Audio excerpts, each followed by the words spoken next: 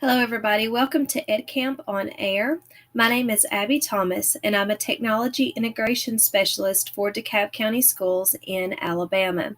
Today I'm going to be sharing with you Cool Story Bro digital storytelling, and we're going to use Google Slides and Book Creator on the Chromebooks to create engaging digital stories. During this presentation, if you would like to join the conversation about anything that you've learned during this EdCamp, we would love for you to tweet with the hashtag EdCampOnAir. And you can find me on Twitter at Mrs. TechPig. If you want to follow along with this presentation or use it later on, you can scan this QR code right here and get a template of the presentation, or you can go to bit.ly/digistorytell, and that will also get you a template of this presentation. All right, let's get started. All right, so we're looking at creating engaging digital stories with students being the creators. And we're going to look at two different tools, but with the same goal. So we're going to talk about Google Slides and Book Creator. And before we get started on how to go about using these two different tools, I want to give you an overview of the different types of things that these tools can do, because sometimes one tool may work best and another time the different tool may work best. So you really just need to think about your end goal and your students and which one of these tools would work best in which situations. So looking at Google Slides and Book Creator, with Google Slides you can make as many ebooks as you want. It's really up to you. With Book Creator, with the free account, you only get 40 books. With Google Slides, you have collaboration, so students can work in groups or pairs, or can peer edit each other's books. And in Book Creator, you can collaborate, but it's not included in the free version. Both of these tools allow you to publish your books online. Both of these tools allow you to print. If you want to narrate your books, which I think is a fantastic extension of this activity, you can narrate with an extension using Google Slides, and with Book Creator, you can narrate within the app itself. Both of these tools allow you to embed videos, and both of them you can add images and GIFs, but on Book Creator, you need to do a little bit of techie magic to get the GIFs to work in Book Creator. It is doable, but maybe not as easy as it is in Google Slides. With Google Slides, you can enable autoplay. With Book Creator, you have a Read to Me feature, and it has the feel of a book with turning pages. So that gives it that little more, it feels more like an actual ebook than a slideshow that we're using as an ebook. All right, the very first step when you are teaching your students how to use these tools is we really need to get the writing down first. So anytime that we work on digital storytelling with students, we really want to plan the story first. And there are a few ways that we can do that. We can complete a mind map. We can create a storyboard, and then we can write a rough draft. And then after we have all those tools in place, then we can get into the technology tools. So you can use Google Slides or Google Drawings. Either one will do very similar things to create the mind map. So for the duration of this presentation, we're going to write a story about Dog's Day. So I would give the students this kind of this open area for them to plan out kind of what they want to happen in the story. For instance, in Dog's Day, we are going to talk about the characters. So our characters are going to be Dog, Johnny, and Sally. And the conflict and the problem is that Johnny and Sally cannot find Dog. The events that happen along the way, Dog is going to visit the car wash. Dog is going to visit the library, and Dog is going to visit the park. And then we have the resolution, or how the problem is fixed. Johnny and Sally finally find Dog at the park. So once I've got this outline in my mind, then I kind of know where I want my story to go. And it's a great activity for you to model with your students. So I would say write a pretend story to begin with, and get in front of the class and let's go through and let's talk about what could our story be titled, who could the characters be, what events are going to take place, what's the problem, and how are they going to go about fixing it, and model to them that thought process of mapping out what you want your story to look like. So once your students have finished filling out their mind maps, then they're ready to create a storyboard. And a storyboard is going to be very helpful to the students so that they will have each slide or each page of their book planned out before they get into the tech tool. So one quick way to create a storyboard is to use a Google Slides presentation and just leave it blank. And then you can choose print settings and preview under the file menu and choose handout, and then choose the number of slides that you want to be on each page. And this will give your students a place to plan it out page by page. And then it can also kind of be their rough draft. Now, I think for elementary kids, 4 slides to a page is really good. If you're talking about kindergarten, you might do 2 slides so that they've got enough space to write, because they write bigger, and kind of draw out what they want to have on each page. And that way they'll have it in their mind, and it'll be a little more seamless when they get into the tech tool itself. All right, let's go ahead and create a simple book with Google Slides. Now, I know that many of you, probably most of you, are very good at using Google Slides already, but we're going to go through this process together as if we were teaching it to our students so that you can see the ways that we would use Google Slides specifically for digital storytelling and the different parts that they would need to know in order to create a simple ebook. So I want you to go to your drive, your Google Drive, click on New, and then Slides. And when it opens up, I want you to click on Untitled Presentation at the top and change the title to Dog's Day.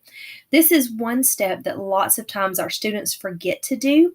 And so we look inside their drive and they have umpteen billion untitled presentations, and it's hard for them to know which is which when it comes time to turn it in. So it's a really good rule of thumb to start them out young, learning to go ahead and title those presentations. That way it'll help them keep more organized in their Google Drive. So now that they've got their Google Slide open, I normally take the themes bar over here and exit out so that it's out of my way and I've got a lot of workspace. The first thing that we're going to do is we're going to click in the box and add our title, Dog's Day, and our subtitle is going to be by and your name. Now that just gets us started. That's going to show the kids this is how you type into a text box, and we're also going to talk about how to change our text boxes. So a lot of times I have kids that they'll click inside the box and maybe they want to move the box around, but they don't realize that because their cursor is right here, they're not actually going to be able to move the box. So we have to talk about when you click on it one time, your cursor is here, and that lets Google know that you want to type inside the box. You want to be working and interacting with the text. If you want to interact with the box as a whole, you're going to need to move your cursor up till it turns into a cross. Then you can click and drag and move it around, or press the delete or the backspace button to delete the text box altogether. Sometimes that's hard for the kids to get a hold of. All right, they're going to highlight their text, and then they can use this bar to change a font and change the size and change the color. And then they can do the same thing with any of their other text boxes. Now, a lot of my kids, the first thing they want to know is, how do I make the background different? And the easiest way is to click into the gray space so that nothing is highlighted on your slide. And that gives you a toolbar up here that's just for the whole slideshow and not just a text box or just a picture. We're going to click on change the background, and the students can choose a color, or they could choose an image. And when they choose an image, they can upload something that they've saved in their computer or in their Google Drive, or they can search. Now, the best thing to me about searching for images inside of Google Slides is that, for one thing, they're filtered pretty well, but also they're already licensed for us to be able to use them copyright free. So you don't have to worry about citing any of these images. So let's do a picture of a park. That one's pretty nice.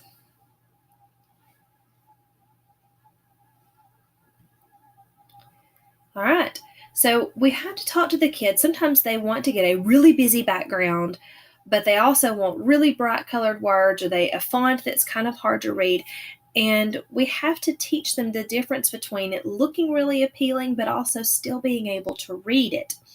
So one option to change that is to take and move around your letters, or maybe choose a different color that might be easier to see. All right.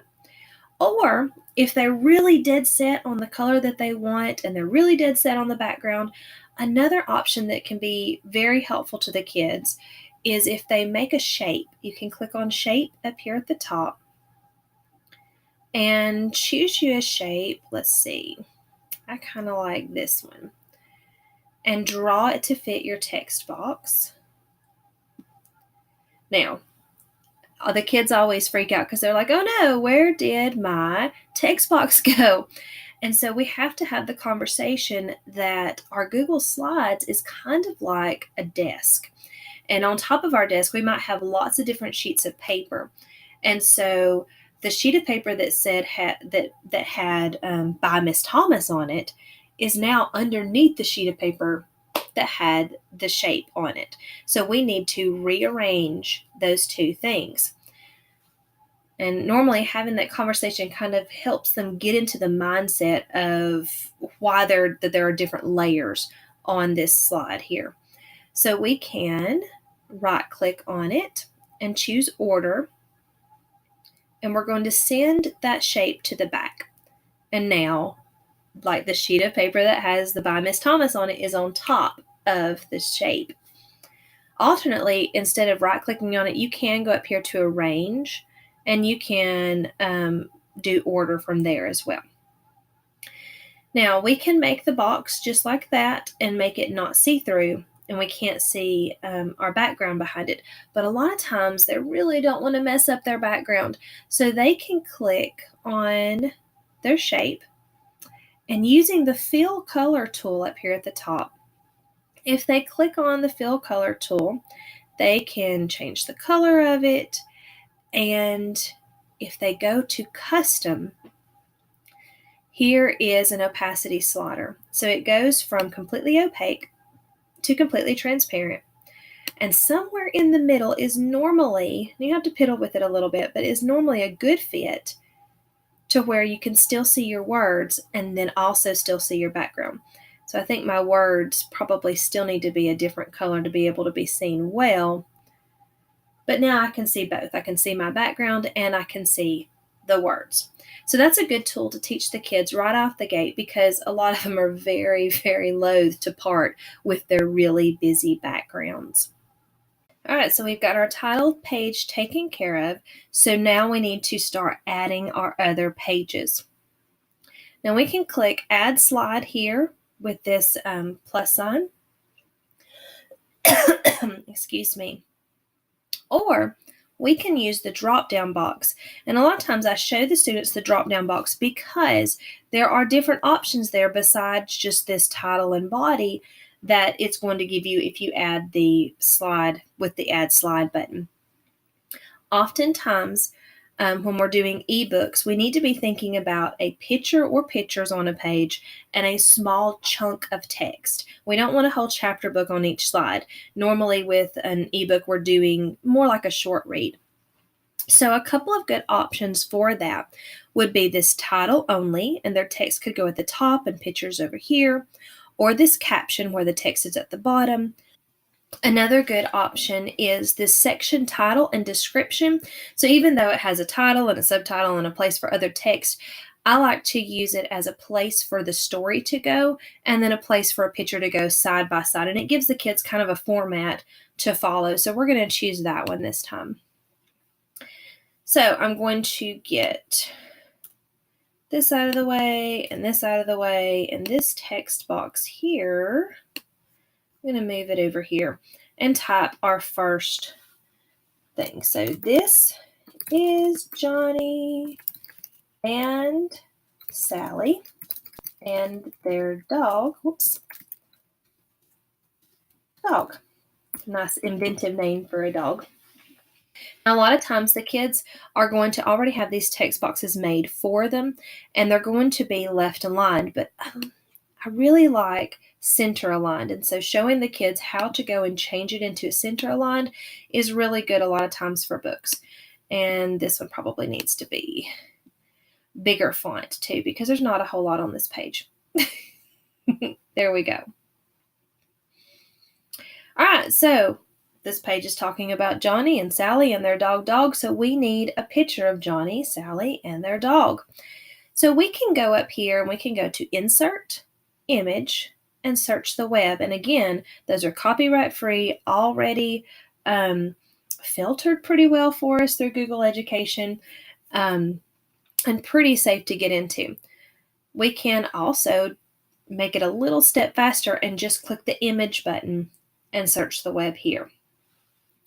Now, lots of times, if I were to type in little girl or little boy, it's going to find pictures of real little boys and real little girls. And sometimes your kids want that, but most of the time, I feel like they want a cartoony or just a drawn version.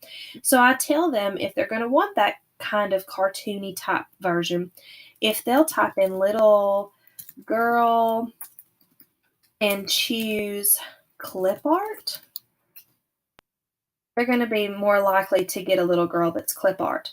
Or alternately, if they'll try PNG, then they'll make sure that they have one that the background is kind of clear.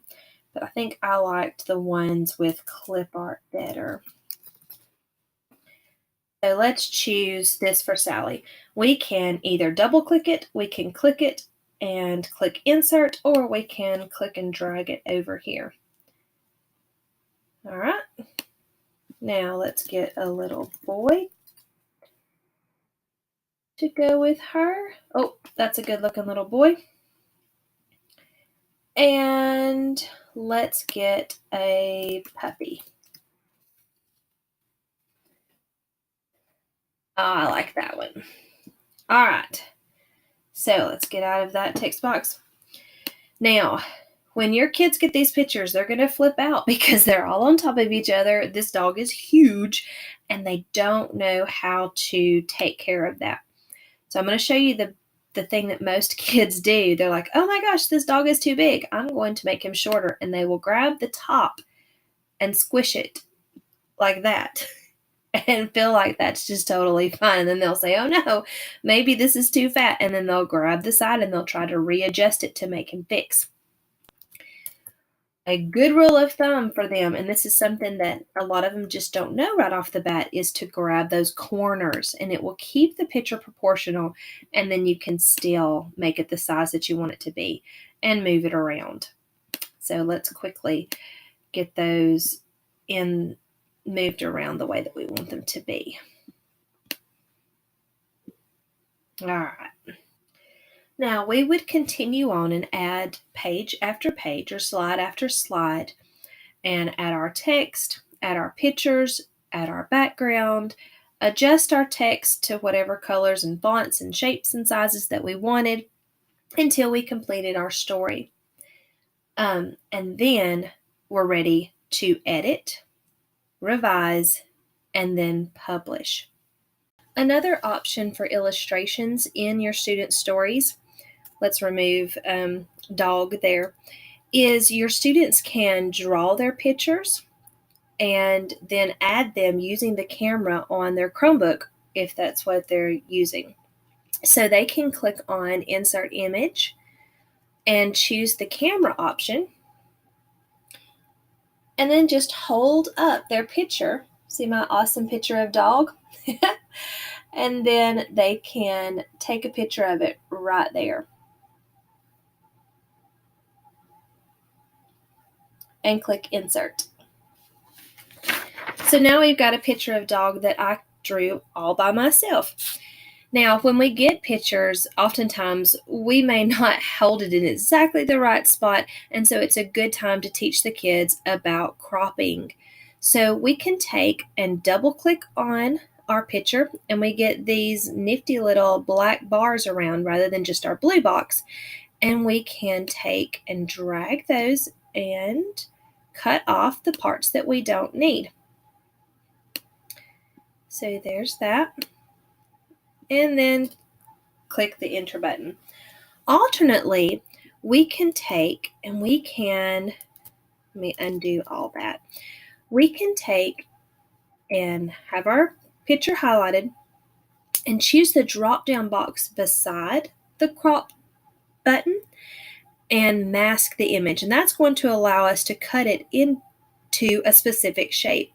So maybe I want this picture of dog to be in a circle of dog, which is kind of cool. All right. Or instead of a circle, we could make him on this wave thing. That's kind of interesting. I kind of like the circle myself. Or maybe this thought bubble. Now I can also go back and crop it and take off that extra white that I didn't want on there.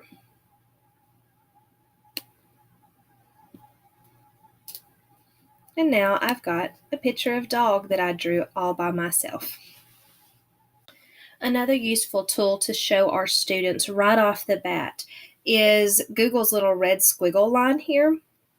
If the student doesn't know how to spell something or has messed up something that's wrong grammatically, oftentimes Google will outline it with this little squiggle line. And I know that all of you know what that's there for and how to fix it, but your students don't just automatically know. So I always teach them that you can go and right-click where the red squiggle is, and most of the time Google will say, "Did you mean this?" And they can just click that word right there and it will fix it for them. So if they can get close with their spelling, a lot of times Google will fill in the blanks for them.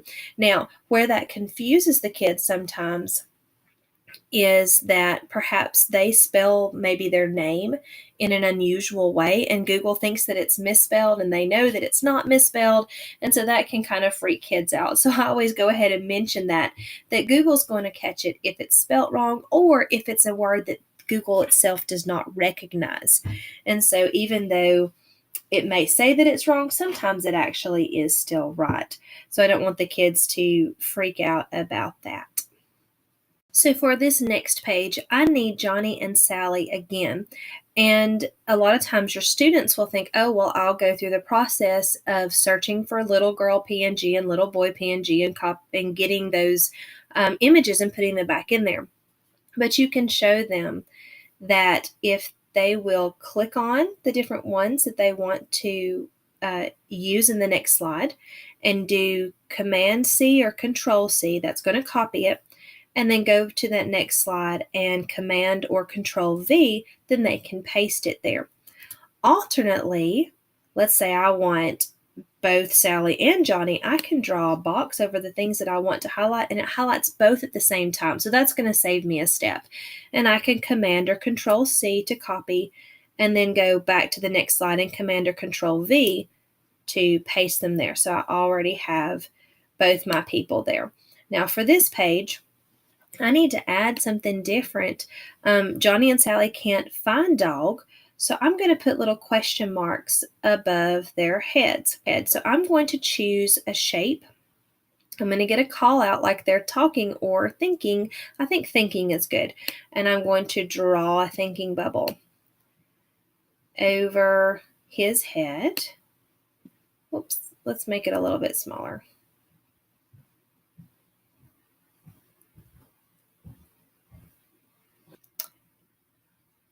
And inside this thought bubble, I'm going to put a question mark. Oops.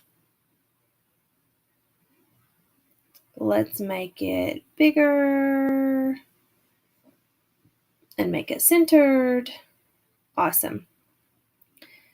And I can take and give her one as well. So they don't know where he is now. So let's pretend like I've finished my story. I've written all the pages.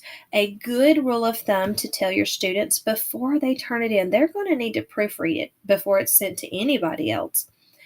And I like to ask them to put it in present mode. Let's go back to the first page. Put it in present mode and read it to themselves. Because a lot of times when we read to ourselves just in our brains know what we wanted it to say, and so our brain just fills in the blanks or fixes any problems. But if we read it out loud quietly to ourselves, then we're going to catch a lot of our mistakes. So I would go through and say, Dog's Day by Miss Thomas. This is Johnny and Sally and their dog. And one day Johnny and Sally couldn't find dog. And then I would go on through the rest. This is also a time for me to see if when I present, if everything is aligned correctly. For instance, I didn't realize on the page that my thought bubble was actually cut off because on the other screen, the whole thought bubble was there. But when I presented, I see that it actually is off the screen a little bit. So I would need to adjust that. And your kids aren't going to recognize that if they don't put it in present mode. So it's just a good one last time check over before they send it off to somebody else. So like I said, we're going to pretend now that we have completed our story. We've written all the pages and a big the end page at the end. Now it's time to share it. So if you will have your students go to File and Publish to the web, they're going to be able to get a link to the published book. Now you can make it to where it auto advances the slides, but a lot of times with books that we're reading out loud, we all read at different speeds. So I choose to not auto advance the slides. We're going to click Publish. Yes, I want to publish it. And Google gives me a link. So we can Command-C to copy it. And let's try it out. So we can take and open a new tab, paste it, and look and see what it looks like. So this is how your parents or your community or the other students in the class can view each other's books. And so we flip through and we look. It looks nice. Now, alternately, your students can obviously share the slide presentation itself with you by the sharing option and giving you access to the document, or they can attach it to an assignment in Google Classroom. But if they're going to be sharing it with multiple people or with parents or administrators or whoever else, the easiest way is to grab this link and share the link out with people. And then way they can see the product, but not necessarily see all the work that went into it in the background. And that's the basics of making an ebook with Google Slides. So now let's move on to Book Creator. And I think you're going to find several of the things are similar, and some are more complicated in Book Creator, and some are less complicated. So you can go to app.bookcreator.com and sign up as a teacher with your Google account is, to me, the best way. Very simple and easy to remember. And when you get your teacher account, and you're going to have to go through several little steps to set up what school you're at and all those different little things. But when you get that done, there is a join library with a code. And if you will join my library with the code GGCWS, I would love for you to make a sample book along with me and try to try out the different features and stuff. And for those that do that, we just might have a small prize that we could give away if you get in there and you play around with Book Creator a little bit. So once you get logged into Book Creator, you're going to see probably your classroom library. And then down here in the Shared With Me section, you're going to click Join a Library, and that's where you're going to put in that code. And when you get in there, we're going to go, this is the technology coaching section that you're going to join. And we are going to start off by creating a new book by pushing the New Book button. Now your kids can choose a portrait, a square, a landscape, or they can do comic books that are already sectioned off with frame by frame. For this one, I would have them choose one of these. I kind of like the portrait 2x3. And the thing that's different with Book Creator than with a Google Slides is that you have very minimal toolbar up here at the top. So basically, you use the plus button to add something to this page. And then whatever is highlighted, you use the information button to adjust it. So now that nothing is highlighted, we're going to use the information button to adjust the background. So I could choose a solid color. I can click the plus sign and choose like literally any color that I want. Well, that's bright. Let's tone that down a little bit. Or you can choose, they have different categories with different backgrounds, comics, paper, borders, patterns, textures. That one's really pretty. And so that's going to allow you to change your background. Now you can see this is a lot easier if you're teaching maybe K2 kids or K3 kids, maybe a little simpler to find and apply a background here than it would be in Google Slides. The menu itself is a little simpler. All right, so let's do our title page, our cover of our ebook. So we can import from several different places. We can add things from our camera, we can draw with a pen, or we can add a text box or record audio. So we're going to start by adding a text box. Let's make this Dog's Day. And we notice that I can make it bold, italics, underlined here. And I can also go ahead and record myself reading Dog's Day here. Or I can click Done, and now that the box is highlighted, when I choose the information button, now you can see that my menu has changed, and so now it's a text menu. I can change the size pretty easily. I can change the alignment, and then there's your other stuff. Your font is here. There's several different fonts. Let's go back. I can change the color and give it a shadow. If I wanted to give it a background of color, I could, and then I can arrange it front to back. So there is my title for Dog's Day. So we're probably going to want a picture to go on our cover. So we can click on the plus sign, and we're going to choose Import. And when we get into the import, there are lots of different options that we can use. We can use Google Images, and this is the same way that it is in Slides, in that they're already licensed for commercial use, and we don't have to worry about citing them. They're copyright free, and they're pretty filtered. We can also insert a map from Google Maps. We can grab files from our computer. We can grab files from our Google Drive.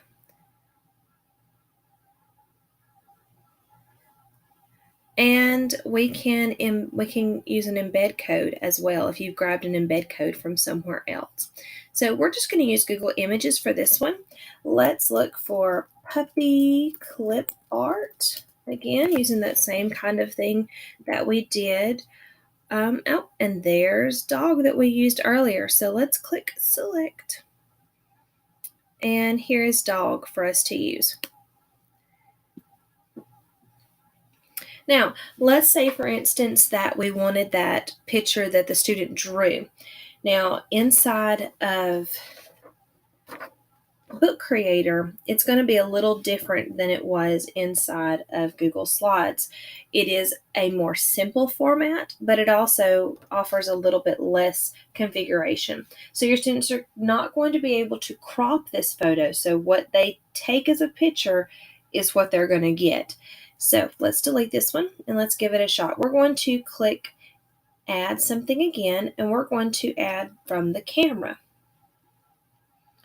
So the kids are going to have to hold and get really positioned and then take their picture.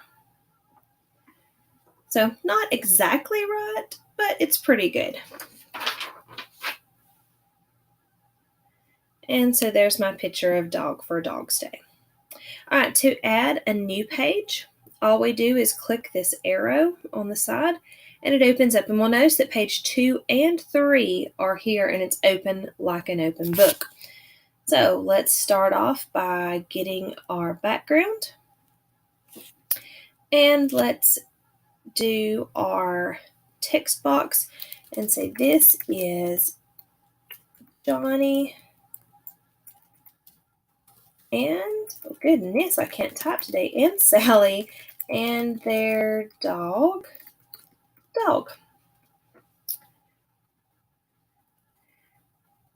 So I can resize the text box, and again, I can make it a little bit bigger and center aligned, and we'll change the font. Okay. Now, what is interesting inside of Book Creator is the kids can narrate each page as they go. So they can click the add button and click the record button. And very easily, all they have to do is click start recording. This is Johnny and Sally and their dog. They click stop recording and use this recording, and now we've got this little sound button that we can pick up and move around wherever we want to. And then when the people are reading the book, they can click on it. This is Johnny and Sally and their dog. And there they have it. And so it's a lot easier to narrate the story, whereas with Google Slides, you're going to have to use an extra extension or an outside program to be able to do that. So the students would go through, add their text boxes, add their audio, add their pictures. They can also draw. It's a little hard on a Chromebook to draw, but if they wanted to draw something, they could draw and add drawings to their picture as well. Now, as they go along and they are working on their book, it's a good rule of thumb, just like we used present in Google Slides, to click on this play button and they can see their book page by page. And you'll notice that when you flip through it, it looks like a book, the pages turn, which is really kind of cool. The kids really enjoy that. And another feature that Book Creator has is they can click the read to me, and any text that you have there will be read to you. Dog's Day. This is Johnny and Sally and their dog. All right, and then it would go ahead and play the audio after that. So there's two options to have the books read to the students. So again, let's pretend that we have completed our book. We can go back to My Books, and now it's time to name our book.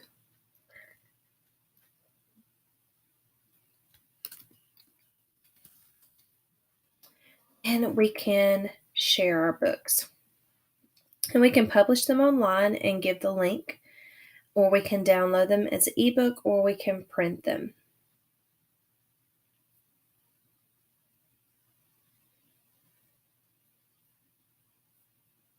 So let's choose Publish Online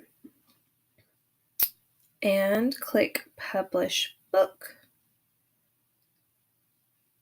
And here is the link. We're going to copy the link, and then you can share the link with others. I'll show you a couple other things about Book Creator before we move on. I mentioned earlier that we can import and connect it to our Google Drive.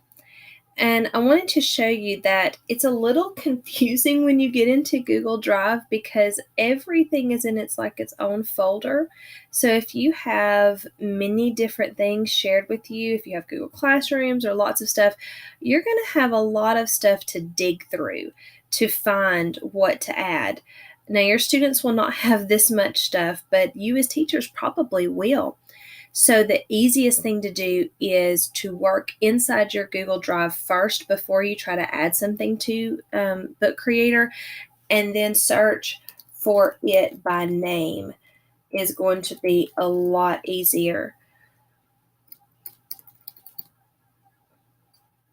And then see what you can come up with. So let's say I wanted to embed that I can add that web page to the book, just like that. I wanted to make it bigger, actually. Thank you very much. All right, and so that will take me to the Google Slides. So now that we've talked about creating ebooks through Google Slides and through Book Creator, I want to give you another tool that you can use to add your students to their stories, to allow your students to become the characters. And this will work in both Google Slides and Book Creator. So this website, remove.bg, will take a picture of any human, and it can't be an animal or an object or something like that. It has to be a human face, a picture of a human, and instantly remove the background, which is really, really cool and very simple enough that even your little students can do it. So I would suggest taking your students and have them map out the expressions that they might use if they were living in the story. So for instance, like with Dog's Day, we might have the kids smiling and happy when we're introducing them. And then when they talk about Dog being gone and that Johnny and Sally cannot find Dog, then they could make a frowny face or a confused face or maybe a hands up in the air like, what? I don't know where he is face. And take a picture of all the different expressions. Then we're going to go to remove.bg and remove the background. And then we'll use the Google Slides, or you can use Google Drawings to add a background in, placing your student into the story. So if you look at the template, you'll see that there is a video that will show you how to do this, but we're going to go ahead and do it now together. So to start, we're going to go to remove.bg, and then it says to select a photo or enter a URL. We're going to choose a photo from our computer. And again, remember I said it has to be a photo of humans. So I'm going to grab a photo of my son and daughter. And you'll watch, that's not them. Here it is, how quickly it's done. Now, it's not perfect. You'll notice that a little bit of my son's head was cut off because over here, see the coloration is very close to the color of that Joshua tree in the background there. So the computer program is not perfect, but honestly, for work for students to do, that's pretty good for one click. Now, I can download it as it is right there and plug it in somewhere else, or I can edit it right here. So because my son's head is cut off, I'm actually just going to use my daughter this time. So I'm just going to erase him. And they have a few other edit tools over here. I could choose a colored background for my daughter or a photo, and these are provided by Upsplash. So we can actually kind of look through and see if any of these suit our taste. And if they did, then we could choose those and download it like that. But I'm going to show you how to use it inside of Google Google Drawings. So I'm going to download it, and there's my image. So now let's open up a Google Drawing. And if you're not familiar with drawings and how to get to them, you're going to go to your Google Drive and click New. And it's not one of the first three that are there. You're going to have to click More and then click on Google Drawings. It's a little hidden to be able to find it, but it is an awesome tool to be able to use. So I can do this one of two ways. Because it's sitting down here on my dashboard, I can pull it up here like that. Or I can take an insert image and upload from my computer and find it in my downloads. Let's see. There it is. And here it is. Now, like I said, I didn't really want my son in there because of his head being cut off. So I'm going to crop it and just get the portion that I need so that we can have exactly what we want to work with. Okay, so now I've got my daughter. Let's put her with a background. So let's say, for instance, in this story, she's going to be in the park. So let's search the web for a park.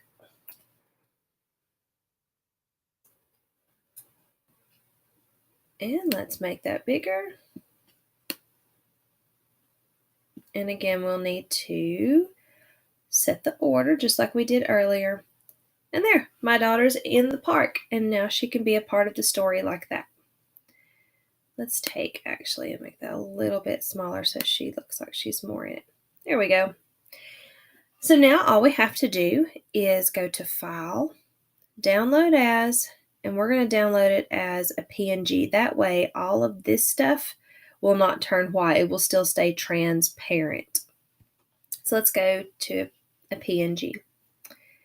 Now let's say we're back at Book Creator and we want to add our picture. Again, we can drag and drop, which is awesome. And there's our picture to go with our story. Pretty simple, simple enough that even our littlest kids, I think, could do that and add themselves to the story. Now, I think it would be a really neat idea if you're going to do lots of personal narratives throughout the year. You might, at the beginning of the year, take a picture of your kids with a happy face, a sad face, a frowny face, a scared face, and then just reuse those photos with different backgrounds, and they can tell different stories with the same pictures over and over again. You could share those pictures with each child in their Google Drive, and then they would be able to pull those whenever they were wanting to build a story. So just an interesting way to add your kids in a pretty simple to use free tool. As I mentioned earlier, Google Slides does not have the option inside the program itself to narrate your slides, like the Book Creator had the narration tool built inside the app itself. But one way that we can allow our students to narrate their ebooks on Google Slides is by using the Chrome extension Screencastify. And they would take Screencastify and click on Present their Google Slides and read the Google Slides as they go while videoing with the Screencastify. So you can go to the Chrome Web Store and search for Screencastify. It looks like this, and just add it to Chrome. In the free version, I think that students or whatever account can use 50 different videos each month, which in a single classroom is plenty, I think. And they don't have the option to edit them, but they can do a pretty good job of recording their screen and be able to share that with others. The Screencastify allows you to immediately put those videos into your Google Drive, so they're saved and they're in a place that's easy to get to, which I really like. And then from there, they can share those with you through your Google Classroom fairly simply. So that is an option that your kids can use to be able to narrate their books. Well, I hope that you have enjoyed this presentation. I hope that you've learned a couple things, maybe got a refresher on some things that you knew already, or maybe looked at it in a different perspective, and maybe consider using Google Slides or Book Creator or both, depending on your situation, to have your kids get in there and start creating some content. Letting them be creative is one of the best ways for them to learn. If you have any questions for me or would like to connect, you can find me on Twitter at Miss Tech Pig. I like to use the hashtag DCSALTech, and you can find me on YouTube. I have several different tutorials on there that may suit your fancy, and you feel free to email me if you have any questions. And again, here is the website that you can get this template if you would like to use it. Now, we did not go over every slide because you can see on these slides I have step-by-step instructions with pictures and stuff of how you could go about doing the different things, and you're welcome to use that with your students, or if you just need a refresher to go back. So I appreciate your time, and I hope that you learned something new. Happy creating.